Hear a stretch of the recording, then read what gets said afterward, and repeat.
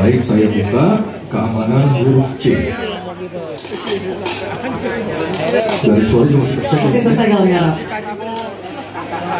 Baik, ini adalah pertanyaan untuk calon presiden nomor urut 3 Bapak Ganjar Pranowo. Kewenangan institusi di sektor keamanan sangat penting, namun masih terjadi tumpang tindih. Pertanyaannya, bagaimana komitmen paslon terhadap penataan institusi pertahanan dan keamanan? Terima kasih.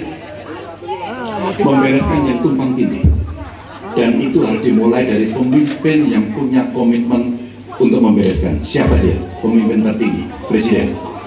Maka kalaulah kemudian kita bicara pertahanan yang ada di laut, maka sekian lembaga yang mengurus laut mesti disatukan dalam sebuah wadah Coast Guard.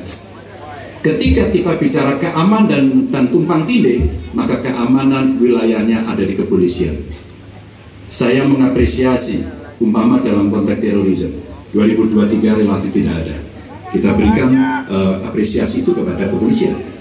Ketika kemudian terjadi pada situasi belahan Indonesia yang lain yang membutuhkan katakan bantuan dari TNI, maka disitulah kemudian on call mereka. Kami butuh bantuan, maka dibantu.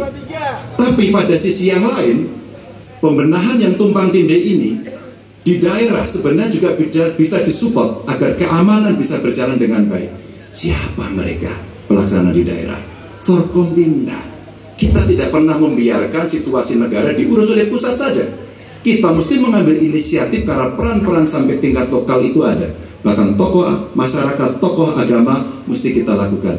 Maka seluruh yang tumpang tindih dari sisi regulasi, satu, perlu harmonisasi, dua, perlu sinkronisasi, dan pada tingkat tidak ada keputusan, maka pemimpin tertinggi harus berani mengambil keputusan itu. Sehingga tumpang tindih yang selama ini selalu saja menjadi perdebatan yang tidak ada hentinya, maka diselesaikan di meja presiden. Dan itu saya kira sikap yang paling jelas untuk membereskan persoalan ini. Apapun dalam konteks eksekutif, maka pemimpin tertinggilah yang harus mengambil keputusan. Kecuali kita mesti berbicara dengan DPR, maka kita akan duduk bersama untuk membicarakan secara regulatif. Waktunya. Baik, terima kasih Pak Ganjar. Ada waktunya, tenang. Kami persilakan kepada calon presiden nomor 1 Bapak Anies Baswedan untuk menanggapi jawaban dari Pak Ganjar dalam waktu 1 menit. Kami persilakan Pak Anies. Menurut hemat kami harus dirumuskan apa tantangan dan ancaman keamanan Indonesia di tahun-tahun ke depan. Dengan itu dirumuskan, maka kita tahu apa ancamannya. Lalu dari situ kemudian kita lihat bagaimana badan-badan yang selama ini ada diatur untuk merespon atas tantangan itu.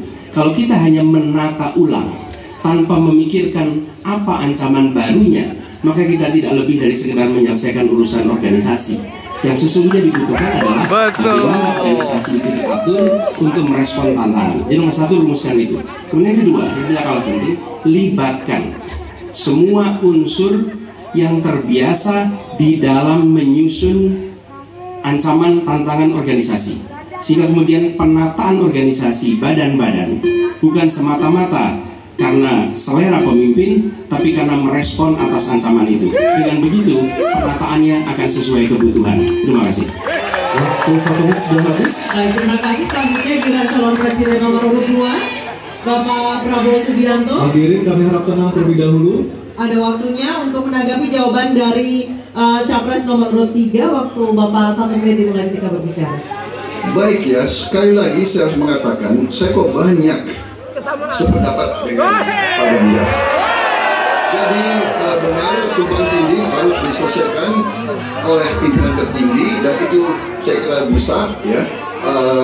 Tapi benar, saya juga harus mengatakan kita harus apresiasi prestasi TNI dan prestasi Polri dalam menjaga pertahanan keamanan, dalam mengatasi berbagai peristiwa-peristiwa yang pelik. Harus kita akui, menghadapi terorisme, bom Bali, Peloso, dan sebagainya. Untuk itu, saya kira kalau saya dapat mandat, saya akan perbaiki kualitas hidup TNI, kualitas hidup Polri, memimpin supaya TNI dan Polri menjadi yang terbaik yang bisa kita bangun. dengan keunggulan TNI dan Polri langsung di bawah Presiden, kita akan berubah dengan baik di rakyat kita. Terima kasih. Selanjutnya kita kembali ke calon presiden nomor 3 Bapak Ganjar Pranowo untuk merespon tanggapan dari kedua capres tadi. Waktu Anda 1 menit dimulai ketika berbicara, silakan. Ketika overlap kelembagaan ditanyakan kepada saya, maka saya sudah pelajari apa yang ada. Data, kondisi sosiologis, konflik antar kelembagaan itu bukan tiba-tiba turun dari langit.